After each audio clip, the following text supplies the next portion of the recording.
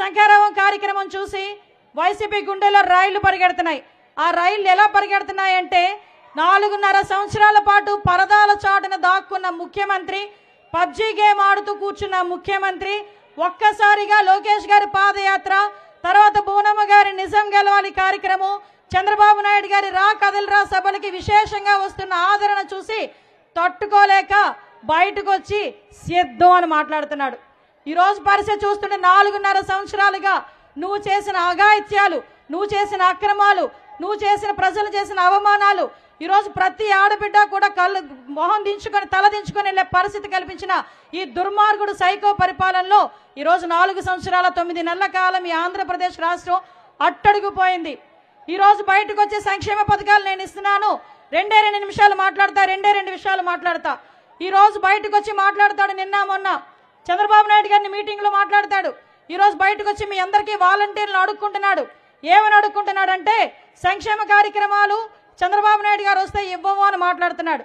అసలు సిగ్గుందా? అసలు బుద్ధి ఉందా? 2,000 రూపాయలు 3,000 రూపాయలు పెన్షన్ పెంచడానికి 5 సంవత్సరాలు పట్టిన నువ్వు కూడా సంక్షేమం గురించి మాట్లాడితే ఎలా జగన్ రెడ్డి? ఒక్కసారి ఆలోచించు. 1000 రూపాయలు పెంచడానికి నీకు 5 సంవత్సరాలు పట్టింది. 200 నుంచి 2,000 రూపాయలు చేసిన ఘనత చంద్రబాబు నాయుడు గారిది. ఆ ఒక్క చిన్న లాజిక్ ఎలా మిస్ అవుతున్నావు? నవరత్నాలని చెప్పి 9 పథకాలు తీసుకొచ్చావు. ఈ నవరత్నాలు బూచి చూపించి చంద్రబాబు నాయుడు గారు ఇచ్చిన 130 పథకాలను మరుగున పెట్టిన పరిస్థితిలో నువ్వు సైకోవి కాదా అని నేను అడుగుతున్నా. ఒక్కసారి మన దగ్గర కనుక లిస్టు చూసుకుంటే 130 పథకాలు చంద్రబాబు నాయుడు గారు ఇచ్చారు. మీ అందరికీ తెలుసు, ఎవరైనా ఇంట్లో చనిపోతే చంద్రన్న బీమా, మీ ఇంట్లో పెళ్లి అయితే పెళ్లి కానుక, మీ అందరికీ కూడా పెన్షన్ ఒక పక్కన, పెళ్లి కానుక, సంక్రాంతి కానుక, రంజాన్ తోఫా, క్రిస్మస్ కానుక, అలాంటి బెస్ట్ అవైలబుల్ స్కూల్స్, విదేశీ విద్యా పథకం, స్టడీ సర్కిల్స్, అదేవిధంగా అన్నా క్యాంటీన్లు, ఇంకా చెప్పుకునే పోతే ఎస్సీ కార్పొరేషన్లు, బీసీ కార్పొరేషన్లు ద్వారా రుణాలు, ఇలాంటివి చెప్పుకుంటా పోతే ఒక్క మాటలో చెప్పాలంటే చంద్రబాబు నాయుడు గారి సంక్షేమం ఎలా ఉంటుందంటే తమ్ముళ్ళు, పుట్టబోయే బిడ్డ దగ్గర నుంచి చనిపోయి మహాప్రస్థానం ద్వారా శ్మశానానికి వెళ్ళినంత వరకు ఉంటుంది సంక్షేమం. అది చంద్రబాబు నాయుడు గారు అంటే. ఈ రోజు మాట్లాడతారు ఎక్కడి వరకు వెళ్ళు, నా నియోజకవర్గం వరకే వస్తా, మన నియోజకవర్గంలో పాయకరపేట నియోజకవర్గం ఇక్కడున్న వాళ్ళందరికీ తెలుసు 2014 నుంచి 2019 వరకు కూడా ఒక స్వర్ణయుగం. ఎలాంటి స్వర్ణయుగం అంటే ఈ రోజుకి కూడా ఏ గ్రామంలోకి వెళ్ళినా తెలుగుదేశం పార్టీ కార్యకర్త అన్నవాడు కాలు రెగరేసి తిరుగుతాడు. ఎందుకో తెలుసా? ఆ వేసిన రోడ్డు నేను తీసా, వేసిన కాలువ నేను తీసా, ఈ రోజు వేసిన పంపు నేను కొట్టా, ఈ రోజు మంచినీరు ఇస్తున్నామంటే తెలుగుదేశం పార్టీలో ఇచ్చామని గర్వంగా చెప్పుకునే ప్రతి కార్యకర్తకి కూడా వైసీపీ వాళ్ళందరికీ కూడా మీ అందరి తరపున ఒకటే క్వశ్చన్ అడుగుతున్నా. అరే అభివృద్ధి అభివృద్ధి అని మాట్లాడతారు. ఒకటి ఎగ్జాంపుల్ ఏంటంటే 2014-19లో ఇక్కడ రొయ్యల ఉత్పత్తి కేంద్రం అని చెప్పి ఆక్వాటెక్ కంపెనీకి ఒకటి చంద్రబాబు నాయుడు గారు శంకుస్థాపన చేశారు. శంకుస్థాపన చేసినప్పుడు అక్కడ 30 కోట్ల రూపాయలు పెట్టి సెంట్రల్ గవర్నమెంట్ నుంచి వస్తుంది తీసుకొచ్చి పెట్టారు. పెట్టిన తర్వాత మళ్ళా వచ్చాడు జగన్మోహన్ రెడ్డి. వాళ్ళకి చెల్లికి మళ్ళీ పెళ్లి చేయడం బాగా అలవాటు కదా, మనం చేసిన శంకుస్థాపనకి మళ్ళా తిరిగి శంకుస్థాపన చేశాడు. నేను అనుకున్నా సుమారుగా 400-500 మందికి ఉద్యోగాలు వస్తాయేమో అనుకున్నా.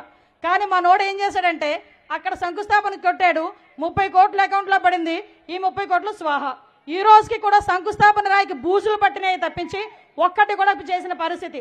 ఇక్కడ కోటూరెట్ల మండలంలో మీరు వచ్చేటప్పుడు చూసుంటారు సార్, జల్లూరు బ్రిడ్జ్ పరిస్థితి ఏందిరా అంటే 4 కోట్లు పెట్టి మనమిస్తే కనీసం అప్రోచింగ్ రోడ్లు కూడా వేయలేని దుస్థితిలో వీళ్ళు ఉన్నారు.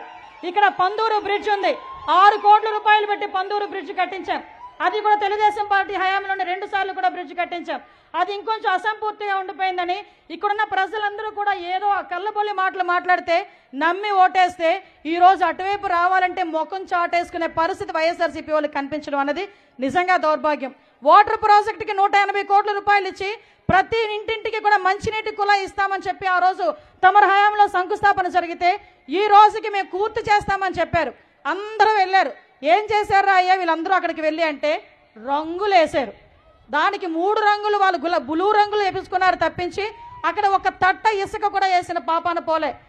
నేను ఈ నియోజకవర్గంలో చేసినవి అభివృద్ధి కార్యక్రమాలు, సంక్షేమ కార్యక్రమాలు చెప్పాలంటే సుమారుగా 1500 కోట్ల రూపాయలతో అభివృద్ధి సంక్షేమ కార్యక్రమాలు చేసిన ఘనత చంద్రబాబు నాయుడు గారి హయాంలో తెలుగుదేశం పార్టీ చేసింది. ఈరోజు ఇక్కడ జగ్గంపేట రోడ్డు కానీ, చీడికొత్తూరు రోడ్డు కానీ, రేవుపోలవరం రోడ్డు కానీ, చిన్నదొడ్డిగల్ల రోడ్డు కానీ, గుడిచెర్ల రోడ్డు కానీ, ఆఖరికి శ్రీరాంపురం వైఎస్ శ్రీరాంపురం వెంకటనగరం రోడ్డు కానీ ఇలాంటి రోడ్ల గురించి చెప్పుకున్నా.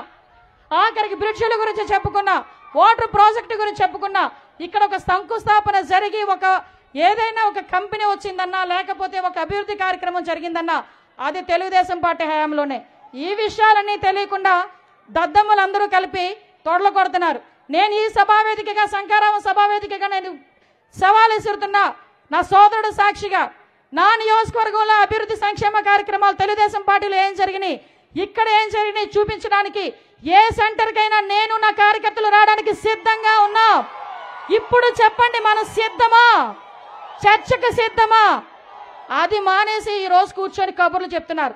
నేను ఒకటే మీ అందరి తరపున లోకేషన్కి ప్రామిస్ చేస్తున్నా, రాబోయే కాలంలో ఇక్కడ ఉమ్మడి అభ్యర్థిగా, అదేవిధంగా తెలుగుదేశం పార్టీ జనసేన రెండు కలిసి మీకు గిఫ్ట్ ఇవ్వబోతున్నాయి.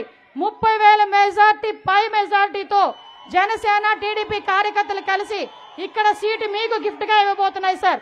ఆ విషయం చెప్పడానికే ఈరోజు ఇంతమంది మీ అందరి దగ్గరికి వచ్చి మీకు బ్లెస్సింగ్స్ ఇవ్వడానికి వచ్చారు.